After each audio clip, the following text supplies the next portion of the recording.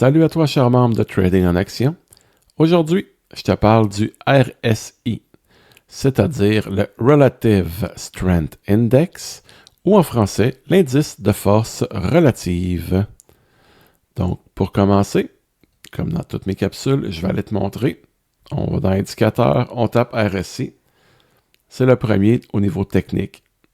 Évidemment, des RSI, il y en a un, puis un autre, puis encore un autre. Bon, moi, je prends celui de TradingView. Là, ne pas confondre RSI et stochastique RSI, ce n'est pas le même indicateur. Oui, j'utilise les deux, pas dans les mêmes choses par contre. À part en swing, je vais utiliser les deux. En day trading, je n'utilise que le RSI. Donc, une fois qu'on l'a mis dans nos favoris avec la petite étoile, on va venir changer les paramètres, encore une fois. Paramètres que j'utilise, 5, 5, 2 de type SMA. Dans le style, on garde tout coché. Tout simplement, facile de même. Donc, c'est quoi le RSI? Le RSI, c'est un indicateur technique qui mesure la vitesse et l'ampleur des variations du prix. Tout simplement, pour nous démontrer est-ce qu'il est suracheté ou est-ce qu'il est survendu ou tout simplement entre les deux.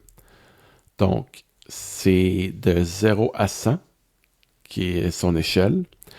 Un RSI supérieur à 70, ça veut dire que le titre est suracheté. S'il est en bas de 30, on va dire qu'il est survendu.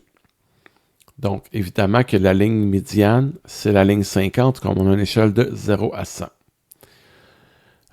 Faut faire attention sur certains petits points. La chose à faire vraiment attention, c'est qu'en changeant nos paramètres, bien, on va varier la zone de suracheté et de vendu. Là. Donc, il faut faire attention à ça. Moi, je le prends réactif. Il y a des raisons. La raison principale, je vais entrer en début de mouvement. Donc, en day trading, je l'ai, comme je vous ai montré, 5-5-2. En swing trading, mon RSI est un peu plus smooth, c'est-à-dire 12-5-2. Donc, plus de plage. Donc, les 12 derniers jours, vu que je suis en daily, tandis qu'ici, c'est plus les 5 derniers en une minute. Donc, les 5 dernières minutes. Qu'est-ce qu'on recherche du RSI? En swing, on veut qu'il soit le plus près possible de la zone survendue et même dedans. S'il croise en zone survendue par-dessus sa moyenne pour en ressortir, c'est un excellent signal d'achat. En day trading, je vais me servir du RSI comme le premier coup au départ, c'est-à-dire que lorsqu'il va croiser sa moyenne à la hausse, donc on voit ici ma ligne mauve qui croise ma ligne jaune, ben, c'est le signe qu'il pourrait se passer quelque chose. Évidemment, là, ici, on regarde, il y a 0 volume, donc il n'arrivera rien. Par contre, à partir d'ici, on voit qu'il y a un croisement qui se fait. On a le MACD qui vient croiser, puis là, on part. On a une belle montée. Donc, c'est là que moi, je mets mes alertes. Donc, en mettre l'alerte, évidemment, même chose, les 3 petits points, ajouter une alerte. RSI 5, croisement par en haut. On change la valeur pour encore RSI. Et on change le plot pour RSI Based MA. Donc ça veut dire qu'à chaque fois que notre RSI va croiser, sur ce titre-là en particulier, il va venir croiser sa moyenne.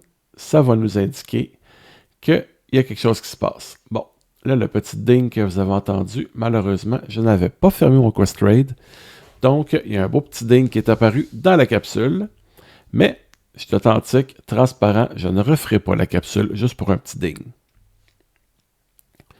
Donc, comme je vous dis, la façon de se servir du RSI, c'est comme étant le premier signal avant d'entrer. Évidemment, ce n'est pas un indicateur miracle. C'est un indicateur, donc un outil. Ce qui veut donc dire que ça nous prend de la confluence. Il faut l'amener avec d'autres indicateurs pour bâtir notre stratégie. Lui, c'est le premier au départ de la course. Donc sur ce, si vous avez des questions à propos du RSI, on n'hésite pas, on nous écrit chez Trading en Action. Ça va nous faire plaisir de vous répondre. Et qui sait, peut-être qu'on va se retrouver dans le Discord éventuellement. Sur ce, bonne journée!